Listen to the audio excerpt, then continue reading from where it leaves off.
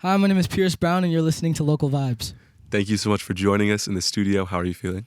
I feel good, man. Just freaking did a whole set. First time ever performing my own music live. Yeah, it was good. It was really great. I appreciate that. So let's hear a little bit more about what you played for us today. Can you take us through the songs? Yeah, so we started off with Youth, which coincidentally was produced by me and my guitarist Maddox over there in his basement when I was in Fargo, North Dakota, shooting a commercial for Shields.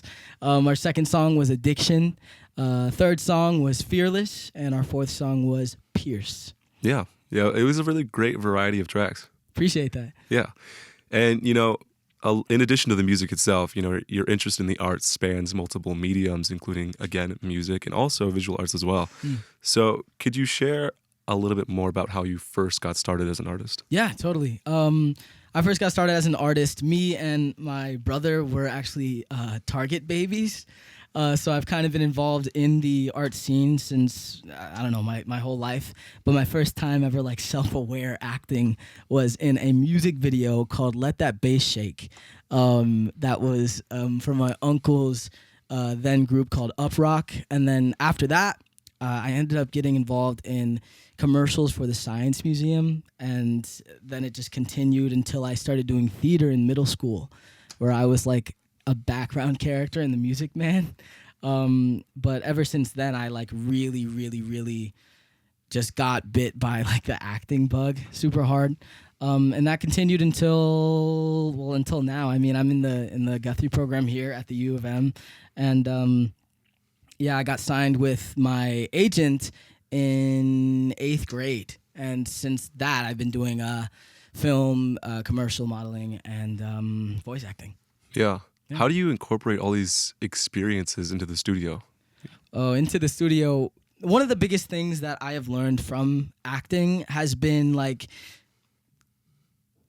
taking everything you say from a place of truth, because like people can like normally detect authenticity, and I wanted to make sure that like everything I'm saying, essentially I'm not rap capping, you know what I'm saying? Like I just wanted to like actually be myself, make what I want to make, and that's what keeps it fun. Authenticity is like a really important thing to me. Yeah. And have developed as an artist, you've been able to gain attention from a variety of audiences, even having a conversation with Timbaland, a multi-platinum selling artist and producer. So, we would like to hear more about how that interview came about and what was that experience like for you? Yeah, talking to Timbaland was crazy. Never thought that would happen. But so Timbaland is like a Twitch streamer now, which is so funny to me for some reason. But he streams like every like Monday and Friday or something, and he does this thing where he rates and like flames people's music on live, right? So on a whim, like some random Tuesday, I was like, I'm gonna submit. I have faith that this is good enough. And then he brought me onto the stream via like FaceTime, and we listened to my tracks on live in front of like 30,000 people. But then he like actually really enjoyed it and gave me some very kind words, encouraging words, and a lot of fuel to keep going. Yeah. And what insights or advice did Timbaland share with you, and how has that influenced your perspective on music and production? Yeah. So Timbaland said a couple things. One thing is to always be working with other people. Like the best way to get better is by collaboration. Keeping your mind open. Like I don't know everything. I'm like, I just turned 20, I haven't lived my first life. So I like really just took that to heart. I'm just trying to work with as many different people, as many producers and many other artists as possible, just to level myself up. Yeah. Yeah. And you recently released a full-length project titled Pierce. Mm-hmm. And what songs, if any of those songs, did you hear with Timbaland? Yeah. So Timbaland listened to Addiction, which I played here. And he enjoyed that one, and he also listened to Fearless, and he also liked that one. And then he also listened to a rap song called Dog that is near the end of the album. Great. Yeah. And how has it been like for you to enter the local community of artists here in the Twin Cities? It's been super cool. The Minneapolis art scene has been super welcoming and really helpful about, letting like a new artist into the scene, and been very charitable and gracious about opportunities, and letting myself, walk into the scene with my head held high, and like, not really tearing me down or anything. It's super, it's a great environment, great community. Yeah. Did you have any specific mentors or people that kind of helped pull you in any way? Yeah. One of them is this guy right here, Diggy, Roosevelt Mansfield. He is my uncle, and he was heavily involved with the music industry back in the 90s, 2000s, something like that. I don't know. And also the band Illism. They are a Minneapolis local group, and they've just helped me so much about finding venues and how to like improve things like marketing and putting me in contact with other people. Yeah, they've been very helpful. Yeah. And having an uncle who's talented and has a presence within the music industry, were there any other people within your family that also kind of brought that out of you? 100%. My cousin right there, Sean Johnson, Marzi on all platforms. His production like completely changed so much of my rap style, because I felt like I needed to prove to him that I can do other sounds than just what I started doing. And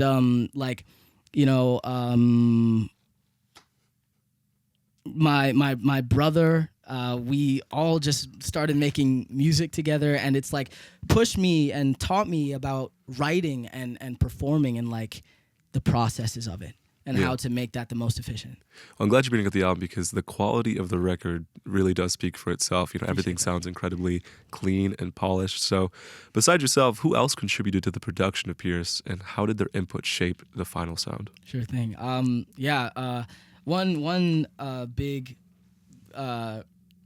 One person that really helped with the production of the album was Maddox Wurzbacher over here, my guitarist for Toadstool.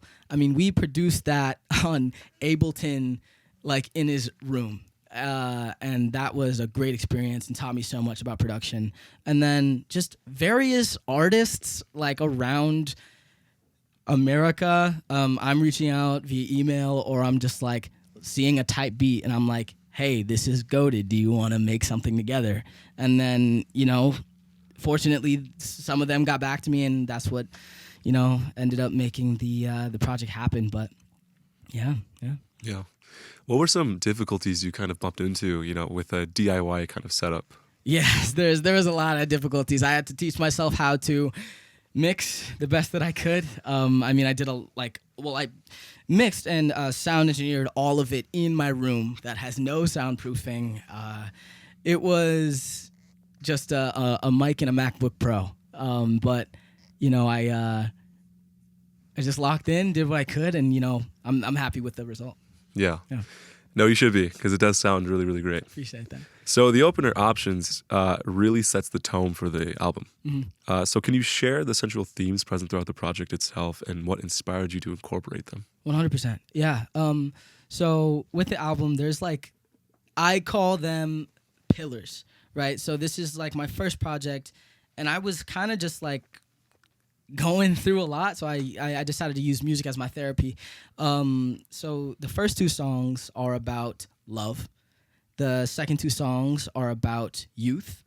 The fifth and sixth track are about pride. The seventh and eighth track are about isolation. And the ninth and 10th track are about fear. And the last three tracks are about identity. Each track is a contrast to the track after it. And I just wanted to talk about, the things that really make me, and a lot of the insecurities I face, because, I feel like that is authentic in itself, just owning up to the fact that, I am so not perfect, and can get better in so many ways, and it's like these are my ways of coping with that, and hopefully acknowledging the problem to fix it. Yeah. Yeah. And was there any specific place this approach came about? Yeah. I mean, the moment I stepped into college, this is a lot of what Pierce is about. It was kind of like a weird culture shock, and I kind of like couldn't figure out who I was, and then that took me down an entire rabbit hole about like,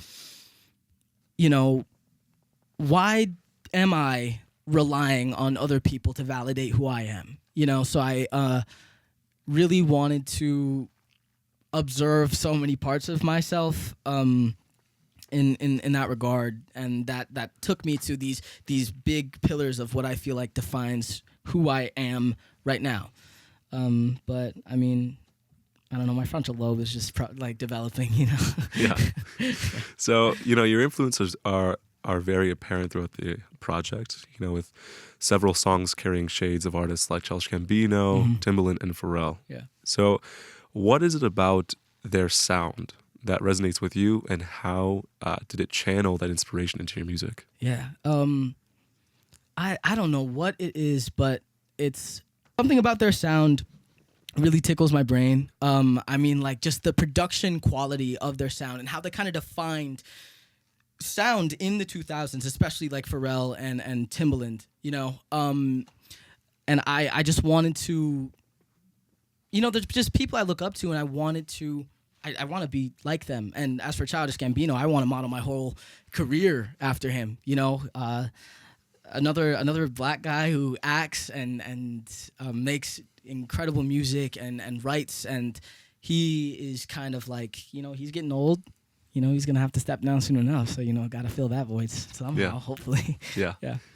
Well, thank you so much for coming into the studio. With the release of your latest album, Pierce, do you have any performances on the horizon?